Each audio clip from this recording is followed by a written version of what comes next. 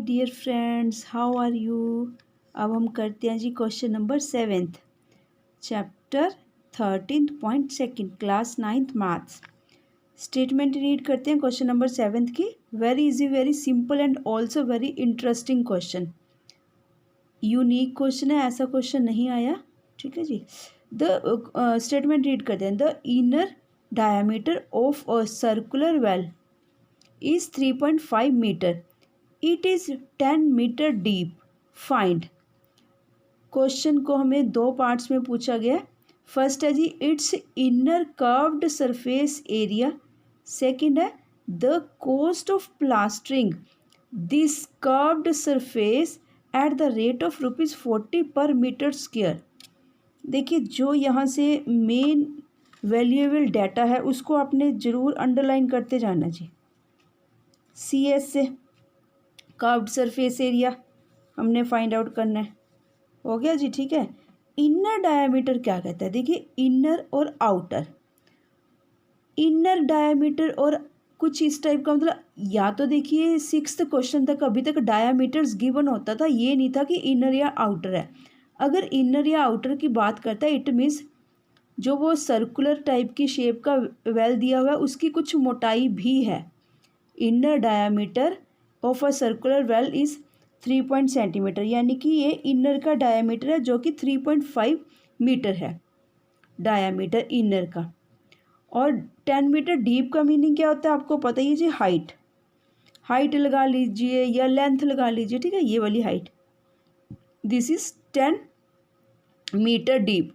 Yes, हाँ, this is 10 metre deep. ये height है जो ये वाली। डीप मीन्स ये जो, ठीक है जी, इसको हम एक तरह से वेल मान के चल रहे हैं। 10 मीटर डीप है ये, इसकी जो गहराई है 10 मीटर डीप। अब जो इनर एरिया की बात करें, इनर डायमीटर, इसको इनर डायमीटर, देखिए ये इनर है ये आउटर है। इनर और आउटर में वेल में फ़र्क है, डिफरेंस है, क्योंकि ये जो मोटाई है दीवार बनाई गई है पानी को होल्ड करने के लिए। वो पानी का कुआं है बेसिकली ये, उसको होल्ड करने के लिए जो ये दीवार है इसने तो भी कोई थिकनेस मोटाई ली होगी, कुछ एरिया कवर किया होगा। ठीक है, तो फिलहाल तो बस आप ये देखिए हमने curved surface area find out करना है। डायामीटर हमें 3.5 मीटर गिवन है और हाइट गिवन है, ये जी हाइट ये वाली। ठीक है जी। अब कर्व्ड सरफेस एरिया गिवन है, हाँ ठीक है। चलो यहाँ देखिए आपने अपनी फेयर नोटबुक्स पे ऐसे ही मेंटेन करना है जी। ठीक है, ये वाला ये जो ग्रे पोर्शन है ये इसकी कुछ मोटाई है वेल की, पर यहाँ तो हमारे लिए ये काम का नहीं है क्योंकि उन्होंने तो जस्ट हमसे क्या रिक्वायरमेंट है, उनकी रिक्वायरमेंट है, क्योंकि सारा बाहर का जो वेल होता है कुआं ये तो एक तरह से मिट्टी में दबा हुआ होगा ना, बस उनको तो अंदर का पार्ट नज़र आ रहा है वेल का। अंदर का इंटरनल जो पार्ट है उसका curved surface area find out करना है जस्ट। आफ्टर दैट उसकी इंटरनल एरिया की, जो हम एरिया फाइंड आउट करेंगे उसी एरिया की कोस्ट। देखिए क्वेश्चन में दिस आया हुआ है एक सेकंड नंबर पार्ट में। दिस का मतलब है, ऐसा सा क्वेश्चन हमने पहले भी करा था, मे बी फर्स्ट या सेकंड, बिल्कुल इसी टाइप का था वो भी क्वेश्चन। दिस का मतलब पहले फर्स्ट पार्ट निकालिए। फर्स्ट पार्ट का मतलब पहले inner curve, inner CSA, inner curved surface area निकालिए। जो वो एरिया निकल जाएगा उस एरिया का कॉस्ट निकालिए प्लास्टरिंग पेंटिंग करवाने का। ठीक है जी, प्लास्टिक का पेंट करवाने की कॉस्ट निकालिए। अगर कॉस्ट हमने 40 पर मीटर स्क्वायर दी हुई है, सब कुछ मीटर्स में फाइंड आउट करना है, ध्यान रखना, पर हमें प्रॉब्लम नहीं है क्योंकि हमारी तो यूनिट्स पहले ही डायमेंशंस मीटर में ही गिवन है। Very simple, very easy and very interesting question. देखिए करते हैं हम जी, स्टार्ट करते हैं। गिवन में देखिए क्या है, हाइट, रेट। रेट को आपने जैसे लिखा है वैसे लिखोगे। Rate ₹40 per metre square. जब भी पर मीटर स्क्वायर होता है वो पर में चला जाता है, पर मतलब ओवर में लिखा जाता है, हमेशा याद रखना। डायमीटर 3.5 मीटर गिवन है। रेडियस क्या होता है जी, D/2। हमने 3.5/2 करके फाइंड आउट कर लिया। अब यहाँ पर देखना, अगर आपको लग रहा है कि आपका क्वेश्चन इजी चला जाता है, यहाँ स्पेस पहले ही मार्जिन रख के चलना, ठीक है। फिलहाल मत इसको ऐसे 7/4 में कन्वर्शन करना। अगर आपको करते करते लग रहा है कि आपको क्वेश्चन इजी हो जाएगा इस वे में यहीं पे करने से, तो यहाँ पे कर लेना 3.5/2, डेसिमल रिमूव करा, अपॉन में 10 × 1/2 = 7/4 मीटर। डन। अब निकाल, ये तो था जी कॉमन सभी के लिए जो गिवन था। अब निकालते हैं इनर कर्व्ड सरफेस एरिया।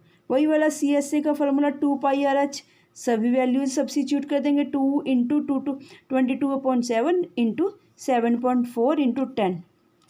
अच्छा यहाँ ठीक है जी, 7 से 7 गया और 2 से 2 आ गया और 2 से 11। डन। 11/11 × ठीक है जी 110। ये किस यूनिट्स में आएगी? मीटर स्क्वायर, याद रखना, ठीक है जी, क्योंकि ये इनर कर्व्ड सरफेस एरिया है। एरिया याद रखना बस, जब भी एरिया है तो स्क्वायर में आएगा। उसके बाद सेकंड पार्ट क्या था जी? Cost of plastering this. ये वाले एरिया को, जो एरिया आया है इसको अगर हम इनर सरफेस एरिया है, अगर इसको हम कॉस्ट करवाते हैं, मतलब जो ये एरिया है जी, बेसिक बात ये है, जो इसका एरिया है ये वाला अंदर वाला इनर कर्व्ड सरफेस एरिया है, अगर इसको हम प्लास्टिक करवाते हैं, पेंट करवाते हैं, तो क्या कॉस्ट आएगी? कॉस्ट जबकि हमें गिवन है जी 40/m², ठीक है, 40/m² कॉस्ट हमें गिवन है। बस कुछ भी नहीं करना, बहुत इजी सा क्वेश्चन रह जाता है जी। अब तो कॉस्ट ऑफ प्लास्टरिंग, आपने पॉइंट्स ऐसे ही लगाते रहना है। अगर उन्होंने पॉइंट्स में पूछा तो आप पॉइंट्स लगा लेना, अगर नहीं पूछा तो भी आप पॉइंट्स में पार्टीशन करके आंसरिंग कर सकते हो क्वेश्चन की। एरिया इंटू रेट, कॉस्ट हमेशा कैसे निकलता है? Area into rate. यहाँ पे जो ये मीटर स्क्वायर लगाना है, इनका ज़रा ध्यान रखना, क्योंकि अदरवाइज मार्क्स कट सकते हैं अगर आप ये थोड़ा सा केयरफुली नहीं लगाओगे। एरिया में 110 मीटर स्क्वायर में था, इंटू रेट कैसे गिवन था हमें?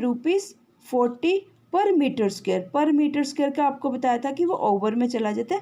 मीटर 2 से मीटर 2, यानी कि मीटर स्क्वायर से कैंसिलेशन हो जाएगी, क्योंकि हमने कॉस्ट निकाल लिया। कॉस्ट हमेशा रुपीज़ में आती है। इट मीन्स हमारे पास क्या आंसर आ गया जी? 11×4 = 44 0 यानी कि कितने? 4400 रुपीज़ हमारी कॉस्ट आ गई, जो कि 110 मीटर स्क्वायर एरिया है वेल के अंदर का, जिसको हमने प्लास्टिक पेंट करवाना है इसको जी, ठीक है। और इसी के साथ ही जी आपका ये क्वेश्चन नंबर कंप्लीट होता है, 7th क्वेश्चन नंबर कंप्लीट होता है। जल्दी मिलते हैं जी नेक्स्ट क्वेश्चन 8th के साथ आपको, ठीक है जी। Thank you students.